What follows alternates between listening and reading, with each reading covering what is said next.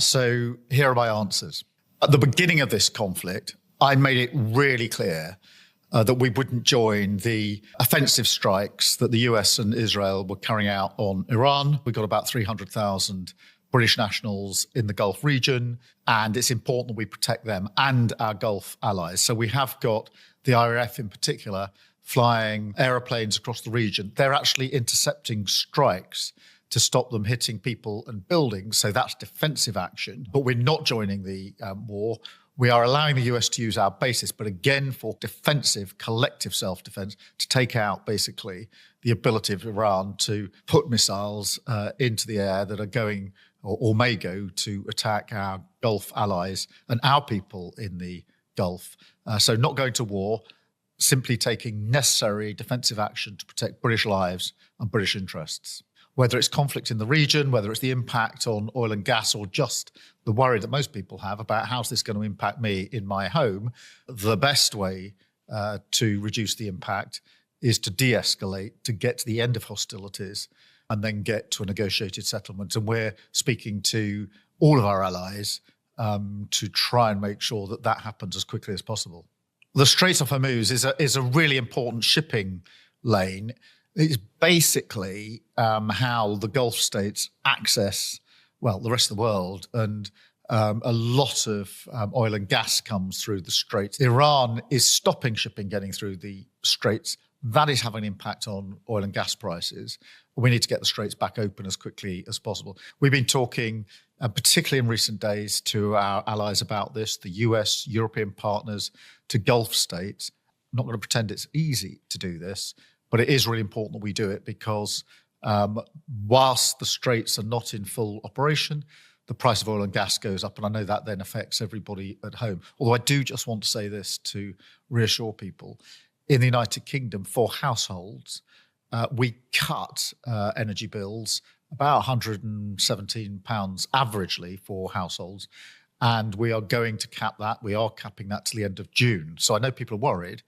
But just on household energy bills, be assured that in 3 weeks' time, they're actually going to be cut and then capped for 3 months.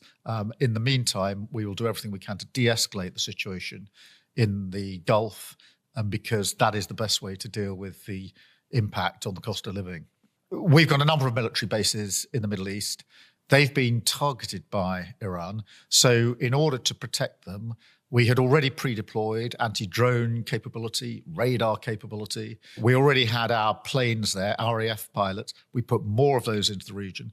And from about an hour or two after the conflict started, they've been working 24/7 in the skies, taking out the incoming strikes from Iran, which is protecting our bases and our people in those bases.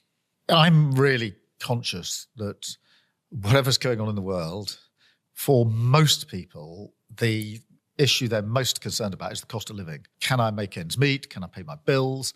Are my bills going to go up? And there's a real sense of worry about that. Now, I get that because when I was growing up, we didn't have enough money to pay our bills. And therefore, we literally had to sit around our kitchen table discussing how we would cope. So I know that anxiety feels like. It's sort of knot in the stomach when you know you can't pay the bills. That's why this government has said that dealing with the cost of living is the number one priority. We have decided at the last budget to take money off energy bills. On average, for households, about £117. It'll vary a bit, but that's the average. Now, in 3 weeks' time, that decision goes into action, and therefore energy bills will come down, household energy bills, and then we will cap them for 3 months to the end of June. Whatever happens in the conflict, that will be the situation. I know that some people, particularly in rural communities and in Northern Ireland, use oil for their heating. And that's why today I've announced support for those that are using oil because their prices will have gone up. I'm also saying, by the way, too many stories of deliveries being cancelled and then prices going up when the new appointment is made. We've got to stop any sense of people being ripped off. But we are putting that support in. And we'll look at what else we can do. Fuel duty for those that are driving is frozen through till September. In an uncertain world, those are certainties. Those are some of the things we're doing in relation to the cost of living.